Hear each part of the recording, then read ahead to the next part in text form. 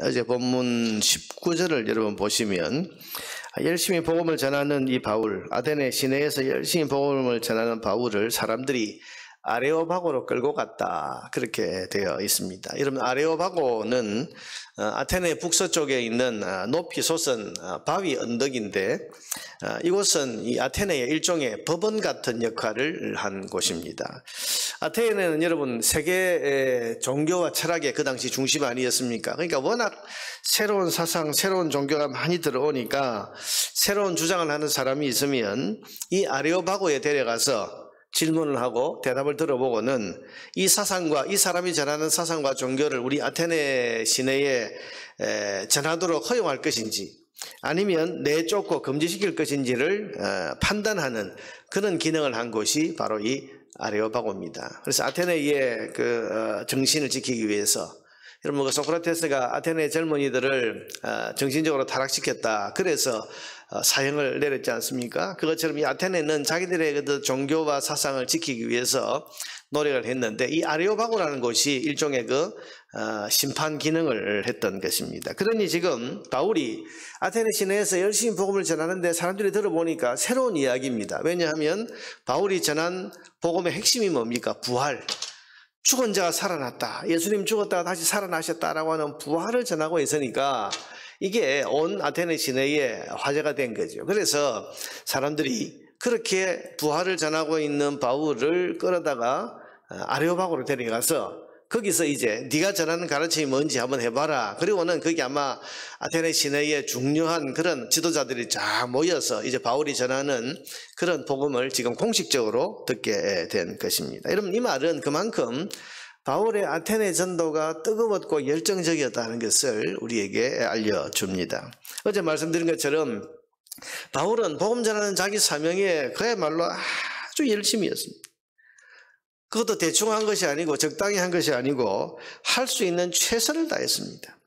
그러니까 여러분, 그러다 보니까 열심히 하다 보니까 이게 아테네 시대의 큰 화제가 되고 결국은 아레오바고라고 하는 공식적인 자리에서 복음을 지도자들 앞에서 말할 수 있는 그런 기회까지 가지게 된 것입니다. 여러분, 우리가 맡은 일, 맡은 사명에 열심히 제대로 충성하면 하나님께서는 그 사명을 더 잘 감당할 수 있는 그런 새로운 자리, 새로운 위치에 우리를 세워주십니다.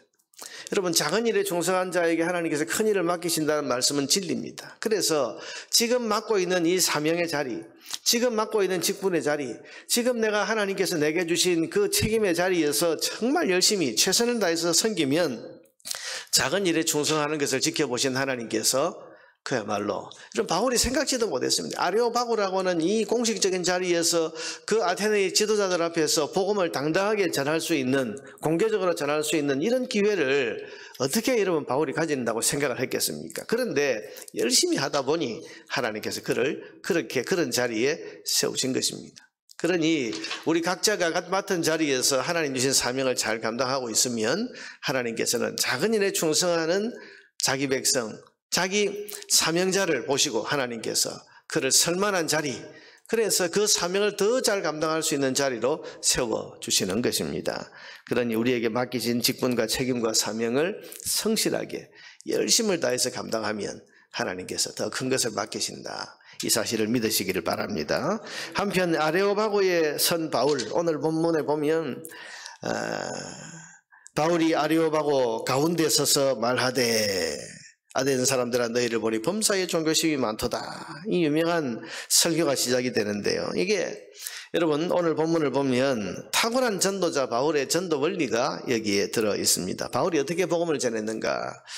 첫째는 여러분 상대방이 들을 만한 접촉점을 가지고 복음을 전했다는 사실을 우리가 알 수 있습니다. 23절을 보면 바울이 무슨 말을 가지고 이 아테네 사람들에게 복음을 전하는가 하면, 내가 두루다니며 너희가 위하는 것들을 보다가, 무슨 말입니까? 아테네 시내를 쭉 다니다 보니까 너희가 위하는 것들, 너희가 위하고 있는 우상들, 신들을 내가 보니까, 이런 아테네 시내에 많은 우상들이 있는데 그 우상들의 이름을 하나하나 우리가 잘 아는 여러분 그리스 신화에 나오는 많은 신들이 여기에 조각이 돼서 우상으로 이렇게 딱 버티고 서 있지 않았겠습니까?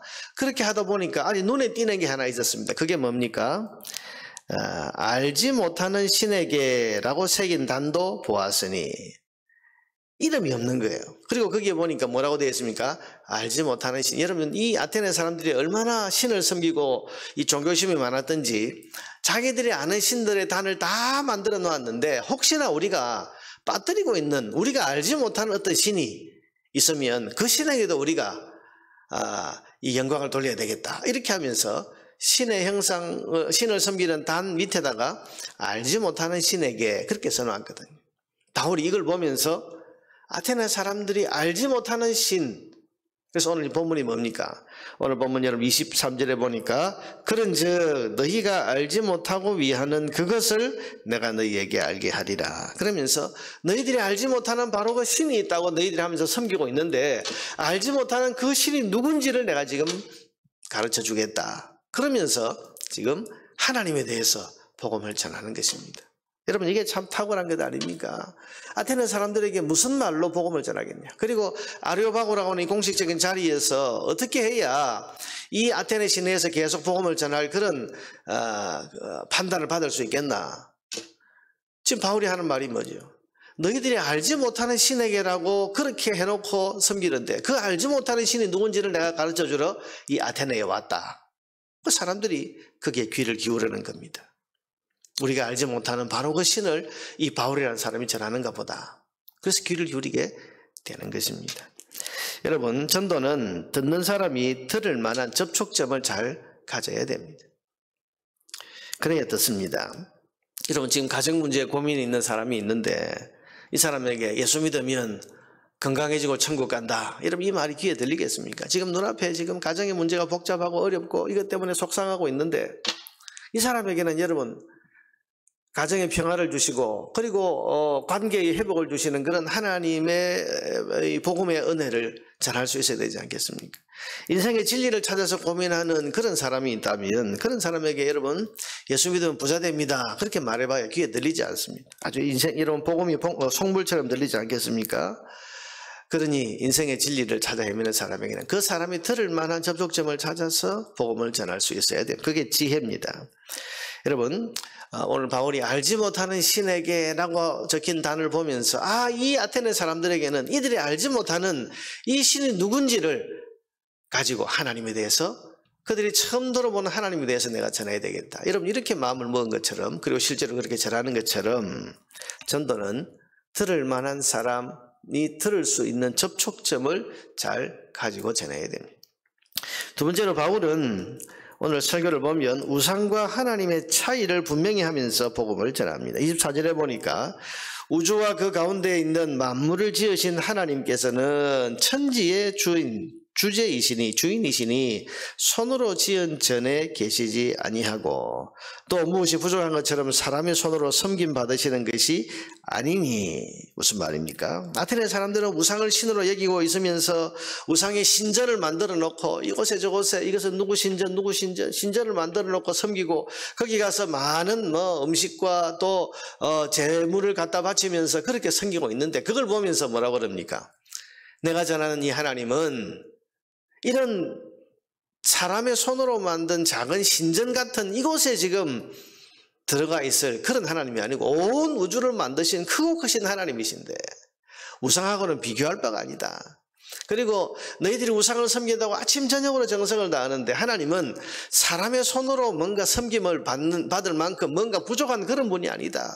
그러면서 우상과 하나님의 차이를 분명히 하면서 지금 복음을 전하고 있습니다. 29절에도 보면 이와 같이 하나님의 소생이 되어서 하나님을 금이나 은이나 돌에다가 사람의 기술과 고안으로 새긴 것들과 같이 여길 것이 아니니라. 하나님은 우리의 아버지신데 돌이 너희 아버지냐? 쇠붙이가 너희 아버지냐? 너희가 쇠붙이와 돌덩이의 자녀냐? 아니라는 거죠. 그래서 하나님은 우리의 아버지시다. 우상은 너희들이 돌로 만들고 쇠붙이로 만들지만은 우리 하나님은 우리의 아버지고 우리가 그분의 소생이다. 그러니 우상과 하나님은 근본적으로 다르다. 그렇게 지금 선포하고 있는 것입니다. 자, 여러분 보세요. 많은 사람들이 자기 생각 안에 자기가 생각하는 그런 신을 신으로 여기고 살고 있습니다. 저마다. 근데 여러분, 이런 우상과 하나님이 얼마나 다른지를 분명하게 구분하면서 크고 크신 하나님, 높으신 우리 아버지 되신 창조주 하나님을 우리가 전하고, 그래서 이것이 피조물, 사람의 손으로 만든 우상과 얼마나 다른지를 분명하게 구별해서 복음을 전한다면 사람들은 우리가 전하는 복음에 귀를 기울일 것입니다. 세 번째로 하나님을 섬기지 않는 자들에 대한 심판을 이야기하고 그 심판에서 벗어날 구원의 길 대신 예수님을 증거하고 있습니다. 30절에 보니까 알지 못하던 시대에는 하나님이 간과하셨거니와 이제는 너희가 알지 못하는 신이라고 하고 있던 그때에는 하나님이 그냥 넘어가 주셨다. 그러나 이제는 어디든지 사람에게 다 명하사 회개하라 하셨으니 이제는 하나님이 나 같은 사람을 보내어서 너희가 알지 못하는 그 하나님을 가르쳐 주시고 이제는 알려주셨으니 회개하지 않으면 심판이 있다는 것입니다. 그래서 31절에 이는 정하신 사람으로 하여금 천하를 공의로 심판한 날을 작정하시고, 정하신 사람은 지금 예수님을 가리키는데요, 예수님을 보내어서 이제 심판을 선언하셨는데 이 예수님에 대한 진리가 사실이라는 것이 무엇으로 증명되었는가 하면 부활로 증명이 되었다. 그것을 31절 중반에 보니까 이에 그를 죽은 자 가운데서 다시 살리신 것으로 부활을 통해서 모든 사람에게 믿을 만한 증거를 주셨음이니라 하니라. 그렇게 지금 설명하고 있습니다. 모든 사람에게 믿을 만한 증거, 이게 바로 내가 전하는 부활이다, 그 말이죠. 이 예수님이 부활하신 것을 보면 죽은 자 가운데서 지금까지 살아난 자가 있느냐? 그런데 이 예수님은 죽었다가 다시 살아났는데 이건 하나님의 능력이고, 죽은 자 가운데서 이 예수님을 다시 살리시는 부활을 통해서 예수님이 전했던 모든 말씀들이 진리라는 것을 모든 사람들이 받을 수 있도록 증거를 주셨다. 그래서 여러분, 여기에 모든 사람에게 믿을 만한 증거를 주셨다, 이게 바로 부활을 이야기하는 겁니다. 그래서 부활을 믿으면 부활하신 예수님이 가르치신 모든 진리를 믿어야 한다. 근데 그 예수님의 진리가 뭡니까? 모든 죄인에게 하나님의 심판이 선포되었고, 이 예수님을 그리스도로 믿는 사람에게는 하나님이 심판에서 벗어나 구원받을 수 있는 길을 열어주셨다. 이것이 예수님이 전한 진리인데 이것이 무엇으로 증명되었다고요? 부활로서 이 말이 사실이라는 것이 증명되었다. 그러니 너희들이 예수님의 부활을 믿고 예수를 믿어라. 이게 지금 바울이 전하는 전도의 핵심입니다. 여러분, 결국 우리도 그렇습니다. 예수님의 부활을 믿으면 이 진리를 다 믿고 받아들여야 하는 것이고, 부활을 믿지 않으면 예수님이 전했던, 예수님이 가르치셨던 모든 이 복음은 받아들일 수가 없는 겁니다. 그래서 바울이 전하는 복음의 핵심이 부활이고, 바울이 전하는 이 복음을 사람들이 듣고 부활을 전하는 사람이다, 그렇게 듣는 사람들이 바울이 전하는 말을 그렇게 불렀던 것입니다. 사랑하는 여러분, 예수 그리스도께서 부활하셨다는 사실이 우리 모든 기독교 진리의 핵심입니다. 예수님이 부활하신 것을 내가 믿는다면, 그래서 십자가 죽음과 부활을 믿는다면 예수님이 가르치신 모든 복음의 말씀들이 진리라는 것을 우리는 믿을 수 있습니다. 그러나 십자가 죽음과 부활을 믿지 못하고 더디 믿고 받아들이지 못한다면 예수님이 가르치신 모든 진리를 어떻게 진리라고 받아들일 수가 있겠습니까? 오늘도 우리가 사도신경 신앙 고백을 하면서 십자가에 달려 돌아가시고 사흘 만에, 장사된 지 사흘 만에 다시 살아나셨다, 이 고백을 할 때마다 나는 십자가의 죽음과 부활을 믿습니다 라고 하는 이 복음의 핵심을 다시 한번 견고하게 붙들어야 되는 것입니다. 오늘 본문에서 여러분 두 가지를 기억하면 좋겠습니다. 하나는 항상 우리는 복음 전할 준비가 되어 있어야 한다는 사실입니다. 여러분을 아레오바고에 세워놓으면 여러분 복음을 이렇게 자신 있게 전할 수 있겠습니까? 예전에 어떤 분이 오래전에 어느 한 강도사님이 예비군 훈련을 갔다 와서는 수요일 설교를 하면서 그 이야기를 하더라고요. 자기가 두 사람하고 밤에 이제 예비군 동원 훈련하면서 두 사람하고 밤에 경계를 한 2시간 동안 같이 서게 됐는데, 같이 서 있는 이 사람에게 뭐 할 말이 별로 없더라는 거예요. 근데 문득 드는 생각이, 내가 지금 예비군복을 입고 총을 들고 경계 근무를 같이 서고 두 사람이 서고 있는 이 자리, 내가 서 있는 이 자리에 바울이 예비군복을 입고 이 총을 들고 서 있다면 2시간 동안 이 사람에게 무슨 말을 했겠나, 이 생각을 하니까 바울 같으면 복음을 전했겠다. 그래서 그 2시간 동안 함께 선 사람에게 작은 복음을 자기가 전하고 왔다. 그걸 이제 수요일날 설교하면서 이야기를 하는데 제 마음속에 굉장히 인상 깊게 남아있어. 복음 전할 준비가 되어 있냐는 거예요. 시간은 주어졌고 기회는 주어졌는데 내가 복음을 전할 준비가 안 되어 있으면 어떻게 하겠습니까? 그 영혼을 놓치는 거잖아요.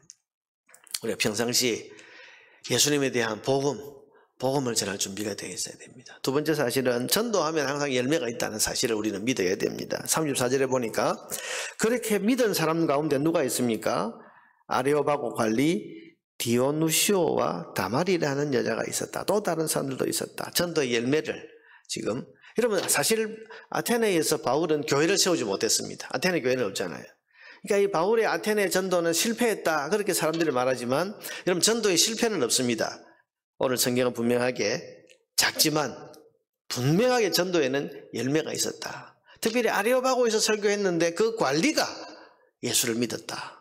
여러분 이것을 기록하고 있는 것은 전도에는 실패가 없다는 것입니다. 1000명에게 복음을 전했는데 한 사람이 예수 믿어도 그 열매는 소중한 열매입니다.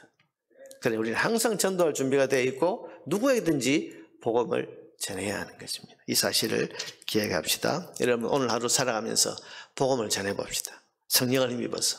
그러면 반드시 성령께서는 전도의 열매를 맺게 해 주실 것입니다. 이 아침에 성령을 힘입어서 오늘도 내 입을 통해서 내 삶을 통해서 전도할 수 있도록 위에서 기도하는 기도의 시간이 되기를 바랍니다. 찬송합시다.